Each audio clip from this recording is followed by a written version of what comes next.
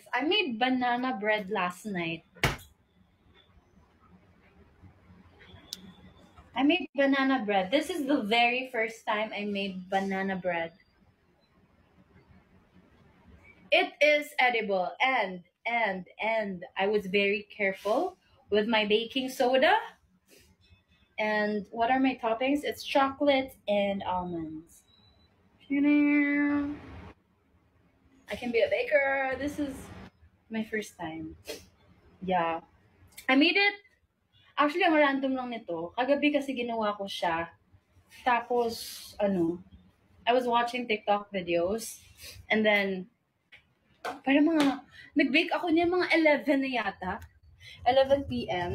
Tapos, I have a lot of mga overripe na bananas kasi. And I was like thinking for a while kung paano ko gagamitin yung mga bananas ko. Kasi if I shake it, parang it won't look very appealing because it's like overripe na talaga. So, ayun, nakita ko na overripe bananas are actually good for banana. For when you make banana cakes. What about this then? My favorite. Ayun, I made banana cake. And guess what? I made that so wala akong oven. And I cooked that sa rice cooker. I cooked that sa rice cooker kasi may nakita ako sa TikTok na you can use it pala sa rice cooker. Tapos, ayun, it worked. It worked. Yeah, that's why it's circle. Yeah, you just have to put a lot of butter. And then, kasi di ba cook and then warm. So, lagi kong inaano yung cook. Kasi, minsan nag-automatic yung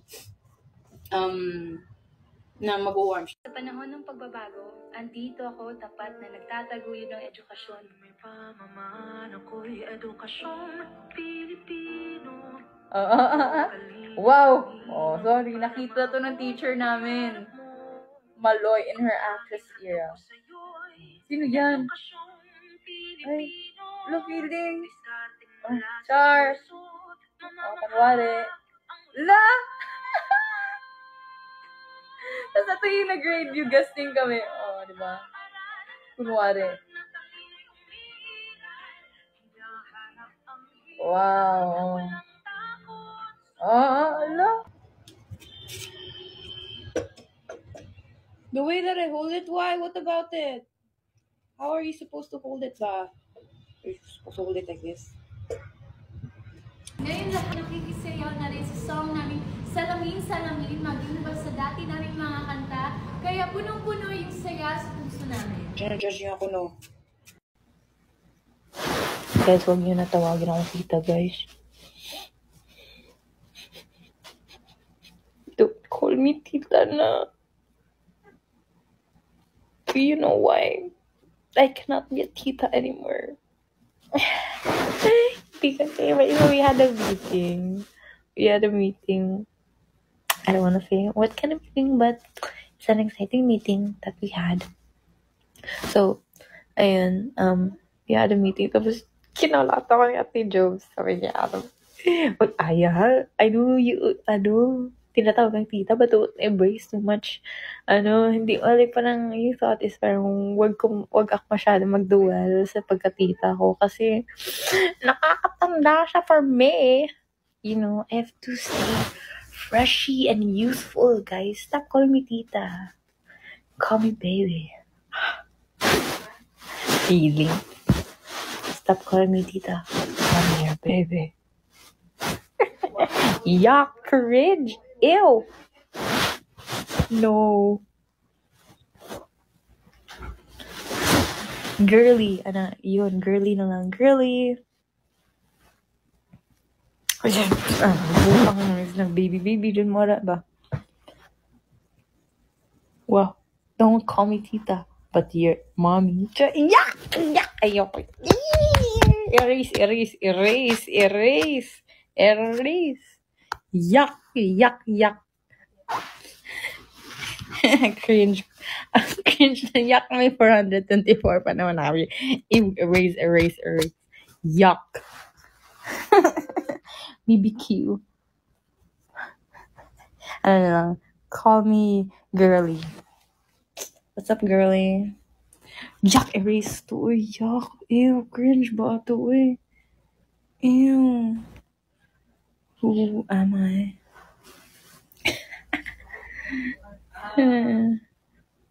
Or sis. Yeah. Girly. No, I like girly. Girlie. Gawin naman sa ante. Uy. Girly. I like girly. Aya girly.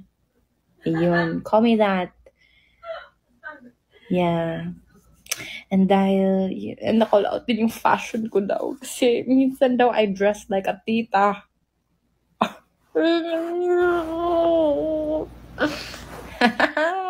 Guys, tita ba talaga ako manamit? Ano lang naman eh, I dress modest lang naman eh.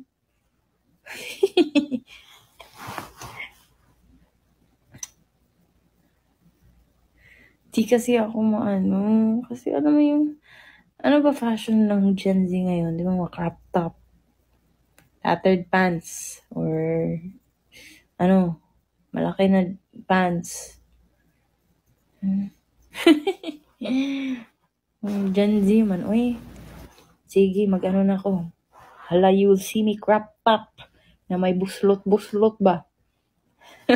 Alam mo yung mga crop top na ano? Yung mga butas-butas.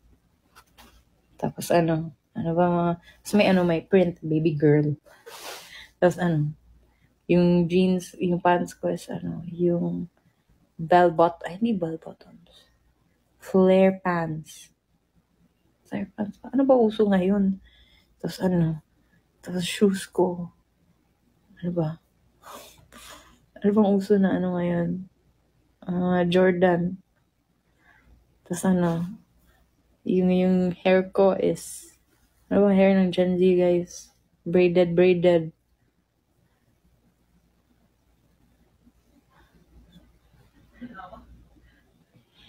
Uy.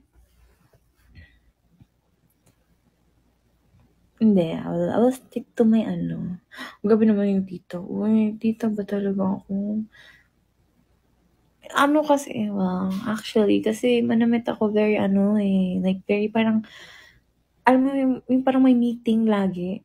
Wala, kasi it's I like, very mga casual formal kasi yung damitan ko minsan. Like, long sleeves, tapos trousers, ayun, trousers. Ma-trousers ako.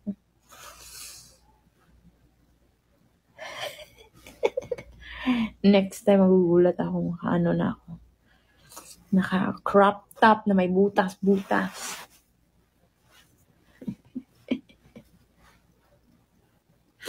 Alam mo yung butas-butas sa crop top na parang,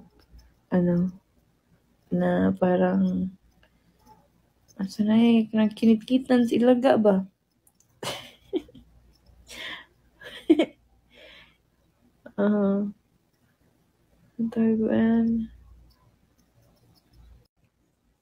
Well, don't call me tita, but your mommy. Yuck! Ayoko. Erase. Yuck. Cringe. Cringe na yuck. May 424 pa naman namin. Erase. Yuck. Lagi siyang pang tita yung... Tsaka lagi siyang bumibili ng mga plato, ganun. Tapos kapag nawawala, hala, asan na yung plato ko? 2,000 years later. Tsaka, guys, I saw something. Na-trigger ako dito. Gusto ko i-uwi. Kasi may mga times talaga, guys, no joke. Kasi yung parang, oh my God, makakakain pa ba ako next month? No joke, wait, mga times talaga, guys. Baka akala niyo porket nakita niyo kami sa ASAP ba? Kasi alam niyo, guys, every time na umuwi ako sa... As in, talaga sabi na, ay, ito si Aya, milyonarya to, nakikita ko to sa ASAP. Hoy! Alam niyo yung mga kamag-anak yun, na porket nakikita ka na sa TV, so yung mindset nila na gano'n, ay ito, nasa TV to. Ito, lagi na itong nagta-travel. May bahay na to for sure. Ito, ang daming pera to, lagi na shopping. Siyempre, kasi nasa TV na. Sige, tita. I wish, tita. Manifest natin, tita. Alam mo yun? Sige, tita. Believe what you believe and I will believe you too. I like that dream of yours, tita. Discount cards ba yan? Yeah, membership cards. I have so many membership cards now. It's not just a grocery, but yeah, like it's so loyalty cards because I'm loyal. Oh, no, ang dami ko. Ang cool, ang saya ko. Ang saya mag-collect. My new collection right now is cards. Cards na yung mga loyalty membership cards. Like even in kasi it's really helpful nga. It's really, really useful. Siguro if may anak ako, sasabihan ko siya na even if you're still so young, get a card na. Like get as much as you can. Not credit card because not na so you can spend, but like yung mga ganun sa SM or whatever. Kasi you can earn so much, save so much.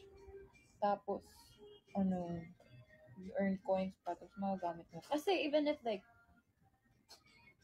sure, bata pa, pero feeling ko if ganun, I will give my child siguro syempre, bibigyan ko ng allowance, pero yung bibigyan ko din siya ng allowance to buy her needs, not wants, but needs. Like, example, okay, do you need a bag for school? Do you need school supplies? I'll give you an allowance, but ikaw pipili. So you have to feed that. And then, magamit mo yung card. O, diba? Yeah. Si Tita Aya.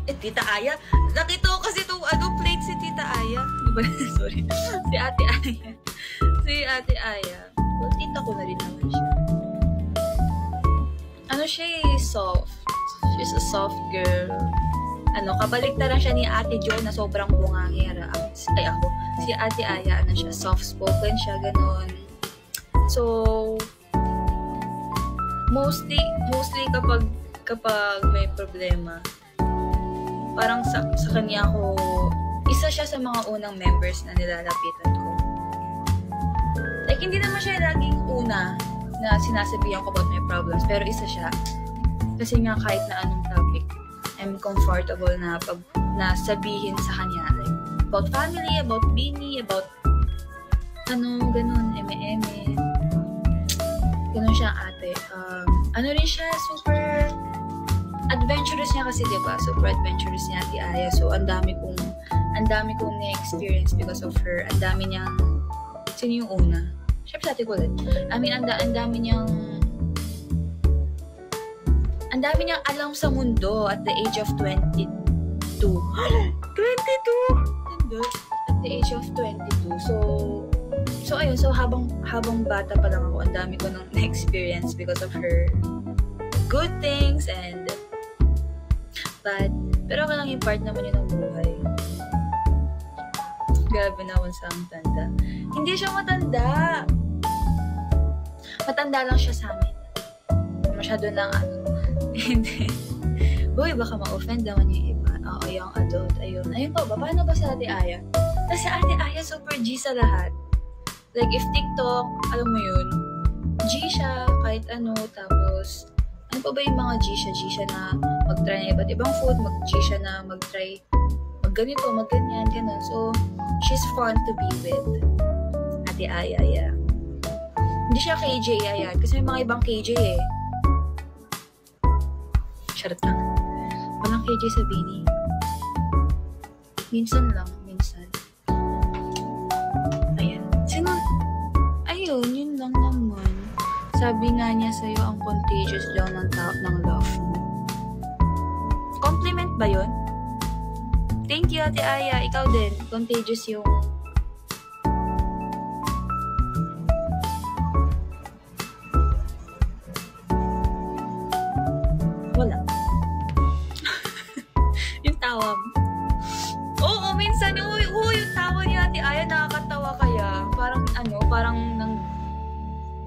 parang, ano ba ibang term yung Kami girls, may mga away talaga before na parang, especially bago pa. And I think it's normal. It's not intentional. Sadyang, ano lang talaga. Like, because you're not aware of each other's yes and no languages. So parang, di nyo pa templado yung isa't isa. So, unconsciously, magkakaroon ng mga misunderstandings, ganun. Tapos, parang, if nakita ko, like, example sa training na parang, wala, hindi nagkakasundo, wala, ano yung parang, ano ba yan? May tension yung parang, so ako parang tahimik na ako, parang, I'm in the corner, soaking all the energy na parang, ano ba yan? Ba't parang ako yung ano, ganun. But it's not just the girls, just that's me in general. I don't know, like, hala, kung may magrambulan dyan, parang, di ba yung iba, parang, yes, sige, go, suntukan mo sa ano dyan. Upper jab, gano'n. Ano tawag ba yun? Gano'n, like, hala, matutuwa pa sila. Pero ako parang, wa? Yeah. Yeah, I'm like a sponge. I absorb people's feelings. That can be bad sometimes, to be honest. Because, like, you know, it's draining on my part.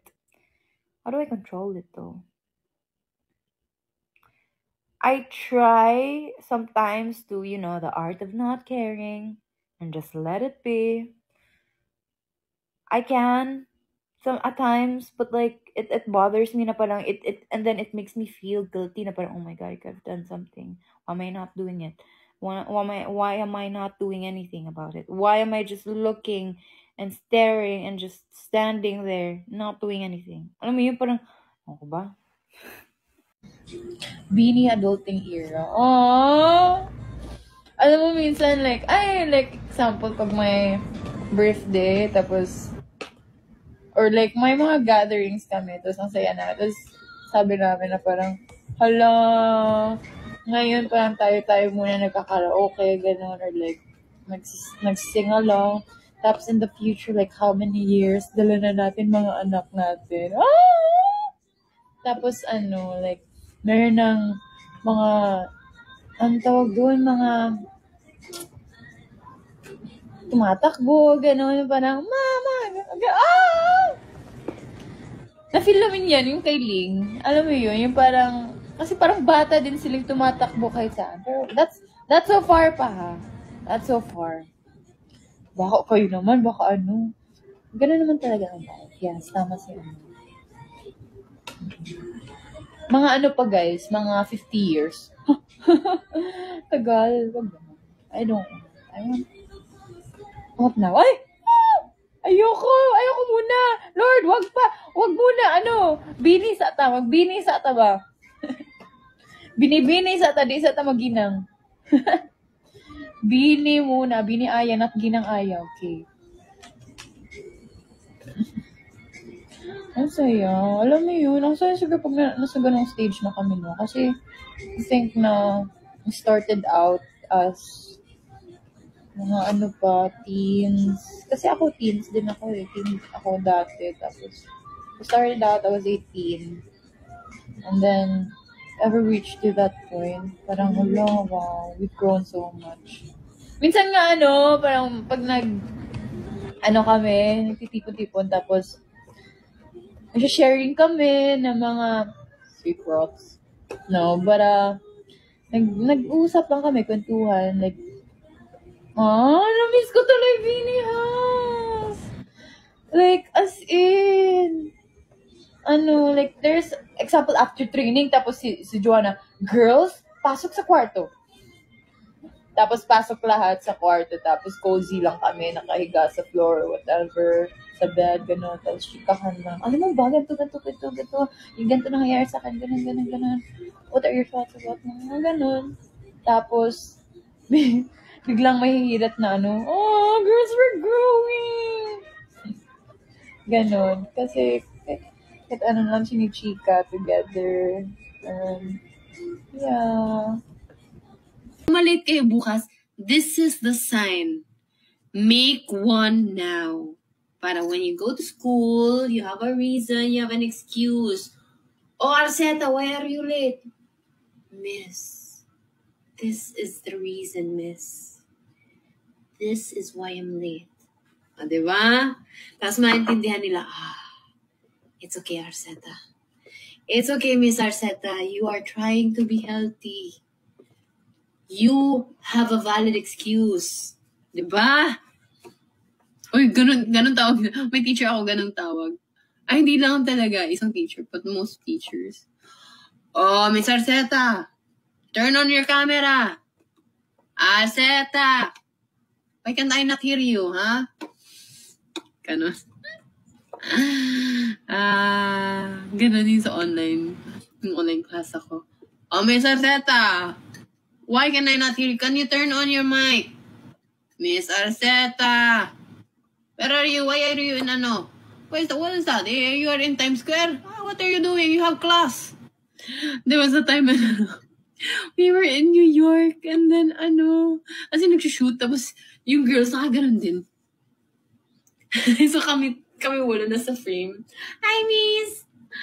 Hi, Miss! Ano po? Oh, Miss Arceta, where are you? What is that? What are you doing? Tapos nakihay yung girls.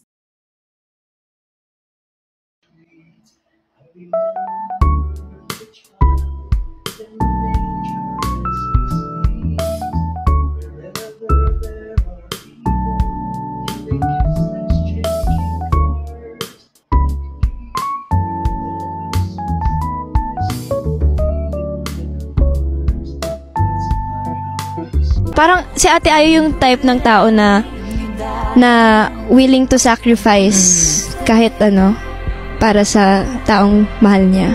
And nagagawa niya yun sa atin. Oo.